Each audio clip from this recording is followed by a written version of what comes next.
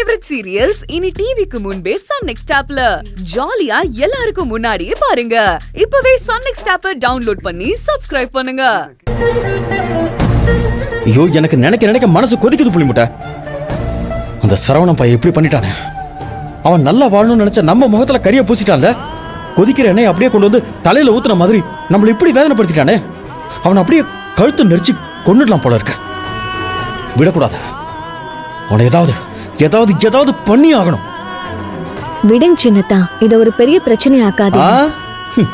அது எப்படி விட முடியும்? இது ஒரு பிரச்சனையாக்கி தான் தீரணும். அந்த பைய பண்ண நம்பிக்கை துரோகத்தினாலதான் நீ ரம்யா காலில் விழ வேண்டியதாயிடுச்சுல்ல. அவனை கரெக்டா ட்ரம்ப் கார்டை யூஸ் பண்ணி அந்த திமிரு பிடிச்சவ அவ காலில் போய் உன்னை விழ வச்சிட்டால. அதெல்லாம் நினைக்க மனசே ஆற மாட்டேங்குது. நான் அவளையும் சும்மா விட போறதில்ல புளிமுட்டை. இன்னைக்கு ஊர் சபையில் நடந்ததை யார் வேணாலும் மறக்கலாம். ஆனா நான் மறக்கவே மாட்டேன்.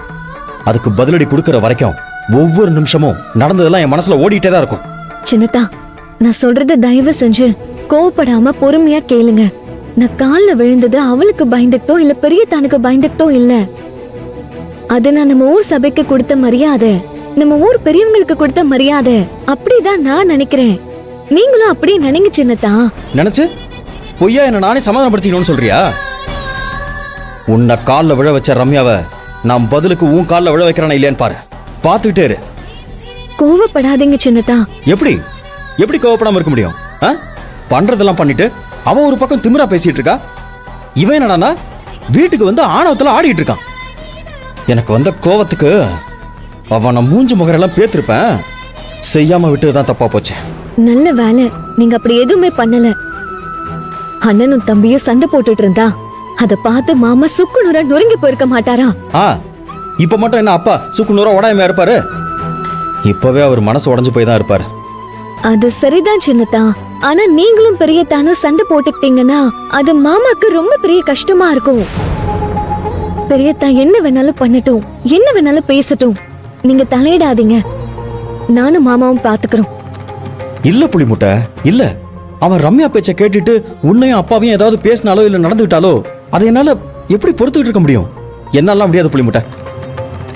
இப்ப சட்டையை பிடிச்சதோட விட்டனா அதுக்கப்புறம் அவனை என்ன வேணாலும் பண்றதுக்கு தயங்க மாட்டேன். என்ன சின்னத்தா, நீங்க இப்படி கோவப்படுறீங்க? குடும்பம்னா இந்த மாதிரி தான் இருக்கும். சண்டை, சச்சரவு, மனஸ்தாபம், அது இதுன்னு 1008 பிரச்சனை வந்துட்டு போயிட்டு தான் இருக்கும். அதெல்லாம் இந்த வீட்டுக்குள்ளே இருந்துட்டா பரவாயில்லையே. ஊர் சபை வரைக்கும் எல்லாம் போயிடுச்சு.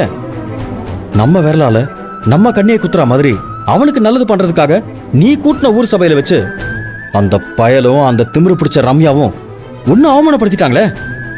உன்னை காலில் விழ வச்சுட்டாங்க புளிமுட்டை. அதுவும் உன்னை தலைமையில வச்சு கொண்டாடணும்னு ஆசைப்படுற ஏன் முன்னாடியே அவன் உன்னை காலில் விழ வச்சுட்டாளே. அவளுக்கு என்னோட வலியும் வேதனையும் தெரிய வேண்டாமா? நான் கண்டிப்பா தெரிய வைப்பேன். நீ பாரு. என்ன புளிமுட்டை சைலண்டாவே இருக்க? என் கோவம் தப்புன்னு நினைக்கிறியா? இல்லங்க சின்னத்தா, உங்க கோவம் நியாயமான கோவம் தான். ஆனா நியாயமான கோவமா இருந்தாலும் அதை கண்ட்ரோல் பண்ணி தானே ஆகணும். என்ன கோவப்படுறது எதுக்கும் எந்த விதத்திலயும் முடிவு கிடையாது. நான் சொல்றத கேப்பீங்களா? சொல்லு. நீங்க ரொம்ப ரொம்ப கோவமா இருக்கீங்க. இந்த கோவத்தோட வீட்டுல இருந்தீங்கன்னா பெரியத்தாங்கிட்டயும் அத்தை கிட்டயும் ஏதாவது பிரச்சனை பண்ணி சண்டை போடுவீங்க. அப்படி எதுவும் நடக்காம இருக்கணும்னா நீங்க ஆபீஸ்க்கு கிளம்பி போங்க. உங்க மனசுக்கு ஒரு மாற்றமா இருக்கும். இல்ல புளிமுட்டை, எனக்கு நீங்க ஆபீஸ்க்கு போற மூடே இல்ல. அப்படியெல்லாம் சொல்லாதீங்க. என் பேச்சு கேட்கறதா இருந்தா தயவு செஞ்சு நீங்க ஆபீஸ்க்கு போங்க ப்ளீஸ். ஆபீஸ்க்கு போயிட்டு வந்தா எல்லாமே சரியாயிடும்.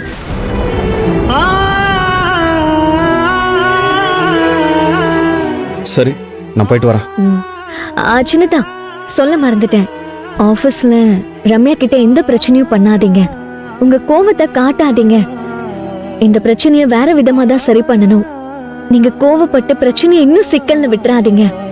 ஆபீஸ்ல எப்பவும் போலயே இருங்க, சரியா? ரம்யாவை பார்த்த உடனே அவ செவில்ல நாள் இழுக்கணும்னு தோணுச்சு. ஆனா நீ சொன்னியேங்கிறதுக்காக என்ன நான் கண்ட்ரோல் பண்ணிக்கிறேன். நீயும் நடந்ததே நினைச்சு கவலைப்பட்டு இருக்காத. நீ சொன்ன மாதிரி எல்லாமே சீக்கிரமா சரியாயிடும். நாம சரியாக்கிடுவோம். நான் ஆபீஸ்க்கு போயிட்டு வரேன்.